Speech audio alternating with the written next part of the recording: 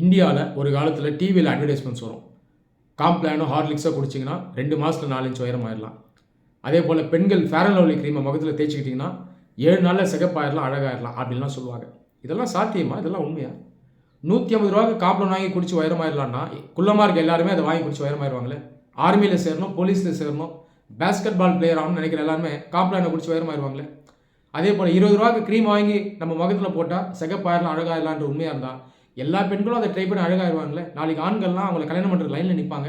இந்தியாவில் டவுரியே இல்லாமல் போயிடும். பாருங்கள், இதெல்லாம் உண்மை இல்லை. இன்றைக்கி இதே மாதிரி தான் ஐஏஎஸ் எக்ஸாம் இன்டர்நெட்டில் மார்க்கெட் செய்யப்படுது. நிறைய பொய்கள் இருக்குது, மித்ஸ் இருக்குது, மார்க்கெட்டிங் ஹெவியாக இருக்குது. 3 மாதத்தில் ஐஏஎஸ் ஆகிடலாம், 2 மாதத்தில் ஐஏஎஸ் ஆகிடலாம், வேகமாக படிச்சிருங்க. அதை தாண்டி நிறைய ஷார்ட்கட்ஸு, டிப்ஸு, மேஜிக் இதெல்லாம் இருக்குது. இதெல்லாம் சாத்தியமா? சாத்தியம் இல்லை. ஒருவேளை இந்த குறுக்கு வழிகள்லாம் வச்சு எக்ஸாமில் செலக்ட் ஆகிறது சாத்தியம் அப்படின்னா இதை லட்சக்கணக்காகவும் கோடிக்கணக்காகவும் பணத்தை கொடுத்து வாங்குறதுக்கு இன்றைக்கி நிறைய பேர் இந்தியாவில் ரெடியாக இருக்காங்க. ரிச் பீப்புள், விஐபிஸ் ரெடியாக இருக்காங்க. உதாரணத்துக்கு 3 மாதத்தில் குறுக்கு வழியில் ஈஸியாக செலக்ட் ஆகலான்ற உண்மையாக இருந்தால் ஒரு 2 கோடி ரூபா கொடுத்து அதை கற்றுக்கிட்டு செலக்ட் ஆகிறதுக்கு நிறைய பேர் ரெடி. நான் சொல்கிறது லீகலாகவே, இல்லீகலாக இல்லை, கற்றுக்கிட்டு எக்ஸாம் எழுதி செலக்ட் ஆக ரெடியாக இருக்காங்க.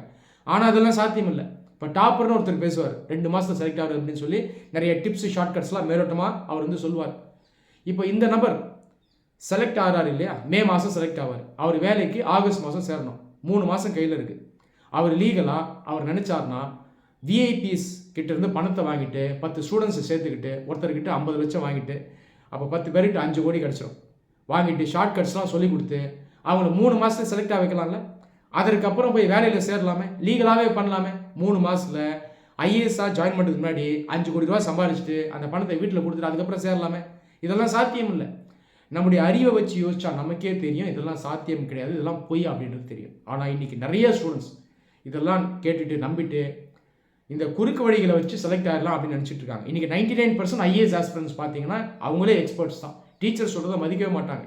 Answer writing, current affair studying, core subject studying, PAQ solving எல்லாமே அவங்களுக்கு ஆல்ரெடி தெரியும். ஸோ இப்படி தான் இன்றைக்கி 99% இருக்காங்க, ஆல்மோஸ்ட் இருக்காங்க. இந்த நிலை மாறணும். அப்போ எக்ஸாமினேஷனுடைய நேச்சர் என்ன அப்படிங்கிறது நீங்கள் எப்போ உணர்றீங்களோ, எப்போ நம்மளை நாமளே மதிக்கிறோமோ, எப்போ நம்மளுடைய சுய அறிவை யூஸ் பண்ணுறோமோ அப்போ தான் நம்மளால் இந்த எக்ஸாமினேஷனை ப்ராப்பராக படித்து கிளியர் பண்ண முடியும். நன்றி.